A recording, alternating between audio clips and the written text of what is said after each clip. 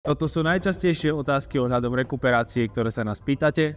Poďme si ich preto spolu rozobrať. Rekuperácia, známa aj ako riadené vetranie, je technológia, ktorá zabezpečuje výmenu vzduchu v interiéri s minimálnymi tepelnými stratami. Stáva sa čoraz populárnejšou v moderných bytoch a domoch, a to nie len vďaka úsporám na energiách, ale hlavne vďaka zlepšeniu kvality vzduchu v interiéri. Hlavnou výhodou rekuperačných jednotiek je zabezpečenie čistého a zdravého vzduchu.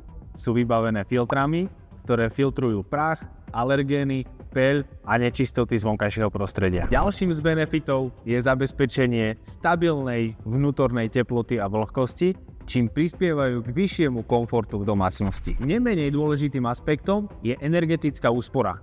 Rekuperačné jednotky totiž využívajú odpadové teplo z interiéru a používajú ho na ohrev čerstvého privádzaného vzduchu z exteriéru. Na záver je dobre spomenúť aj ekologický prínos, nakoľko nižšia spotreba energie v domácnosti vedie k zníženiu emisí skleníkových plynov. Najčastejšie kladeným otázkam ohľadom rekuperácie sa budeme venovať aj v ďalšom videu, tak nás nezabudnite sledovať.